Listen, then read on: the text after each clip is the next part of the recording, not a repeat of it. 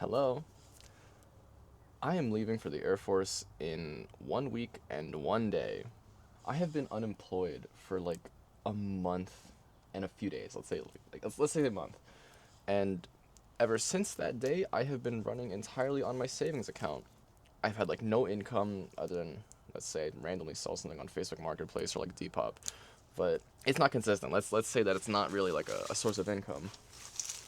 I have been thinking about my relationship with money recently, and I think that I've gotten to a pretty good point with it. I think that there's a really big consumer culture. I do know that I am one of those people who fell victim to the idea of always wanting more, wanting to spend more, wanting the best everything. When I put it into the perspective of, oh, I'm only going to be able to use this for X amount of time before I'm shipped off to Texas for like almost a year. And that made me think, do that really got me thinking whenever I wanted something like a material object. It's like, do I really need this if I'm only going to be able to enjoy it for this amount of time? There are a lot of big purchases that I kind of wanted, but I decided to like offload them until I'm done with tech school because then I'll be more free to do whatever and I'm not just waiting for the next stage of military career stuff because I guess the timeline is I go to basic and then I go to tech school and then I go to my first duty station.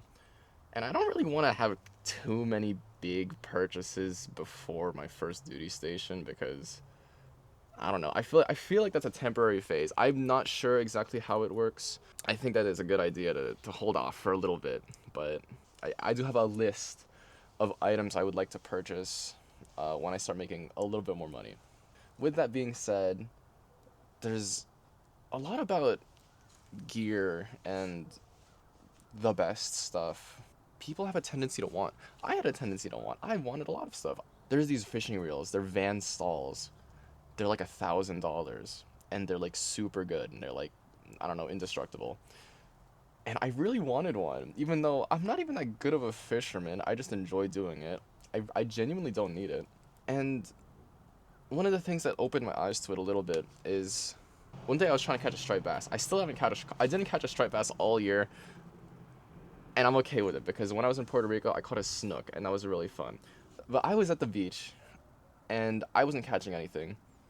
I was looking up and down the beach. Nobody was catching anything. I didn't see anybody catch a single fish.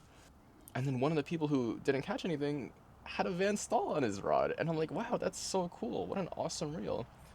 And then I'm like, this guy caught the same amount of fish that I did, and my setup is like a fraction of the cost. And that made me remember that some things really just don't matter when it comes to getting the outcome that you want.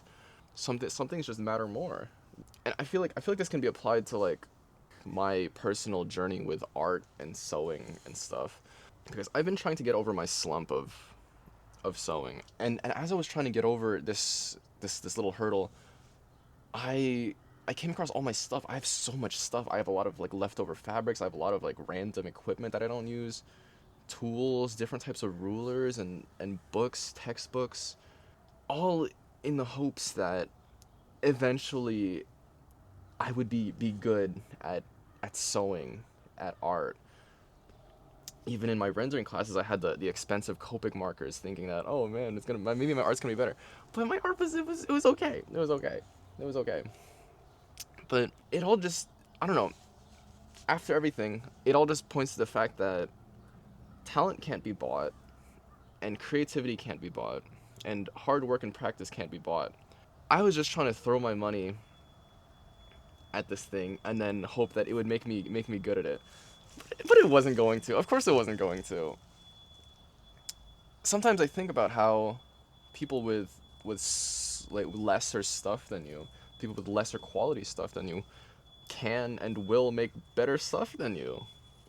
When I say you, I'm talking about me, because they just wanted more. They just have a greater passion for it, and they don't need all of this stuff because they know what they want. And I think that's really awesome. And in a way, sometimes I think that I don't know. I'm not as obsessed about this stuff as other people are, and I wonder if I'm obsessed about anything like that. the people who know exactly what they want to do, like from the moment that they're born. I don't know. I don't know if I'm like that. My career path changes all the time. What I want changes all the time. I really don't have any grand dream that is specific. I don't have any specific grand dream. I guess there's a lot of things that I would like, but they're all vague. I would like to have a nice house. I would like to have kids. But like, I don't know. That's not really something you work for. Well, I guess it is something you work for if you're talking about monetarily regarding the house. But I'm not in the market for a relationship right now. I don't have any super duper crazy ambitious like NBA dream, world famous musician dream. I guess technically I did want to be a really good designer. But the thing is, fashion designer. But I don't work for it. I don't work for it. I'm so scared. And that's really stupid, but that's just the truth. Sometimes I wish I was more obsessed with it, but I'm not. That's just how it is. I'm just I don't know if I want it enough. And maybe I shouldn't feel bad about it, but I mean it does feel a little bad knowing that if I just had a little bit more discipline. Cuz there's such a dilemma because is it that I really like it and I actually want it and I should push through these hurdles and keep going and do it? Or is it just the sunk cost fallacy that I've already spent so much time trying to learn this thing and maybe I don't actually like it and I should find something else? I don't know. That's quite a dilemma, isn't it?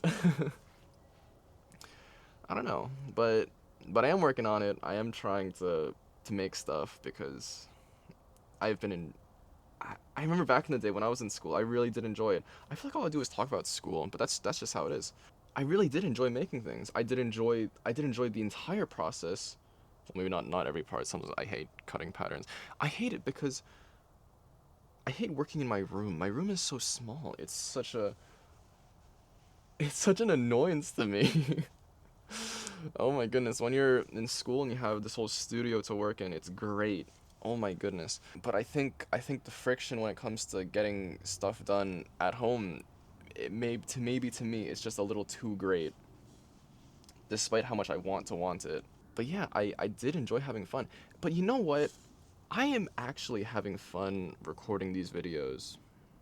And I think I've been doing like one a day for the past, I don't know, 3 days. Is that 3 days? And I don't know, maybe it doesn't seem like a lot, but genuinely happy.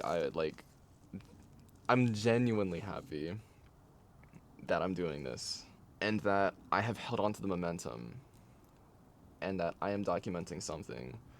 I'm documenting what I think, I'm documenting what I look like, I'm documenting, I don't know, stuff. It's even nonsense. I do enjoy it.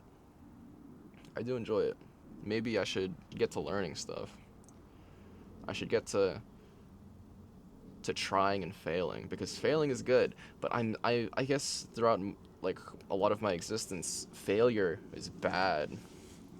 But maybe that's because for a lot of my existence I was very academically focused and not creatively focused, where you know when you're doing stuff academically failure is bad because you're supposed to know all the content and there's always one correct answer.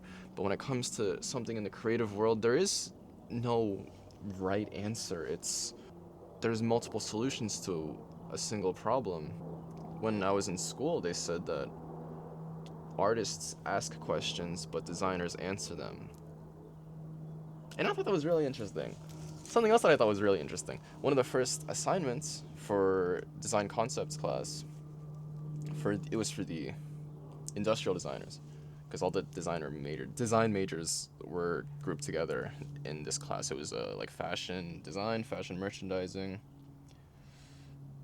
architecture, interior design, and industrial design. I believe that's all of them.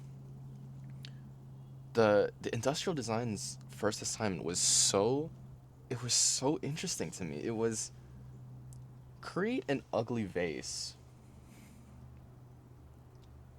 That was such an interesting assignment. Because imagine if your assignment is to make something ugly. What even constitutes ugly? If beauty is in the eye of the beholder, then surely ugly is too, right? That assignment has stuck with me forever, and I'm like, wow, like what makes something ugly? Is it asymmetry? No, not everything asymmetry is ugly. Is it terrible color choice? I mean, maybe. I don't know. I genuinely don't know. I really don't have an answer to that question. Is it functionality?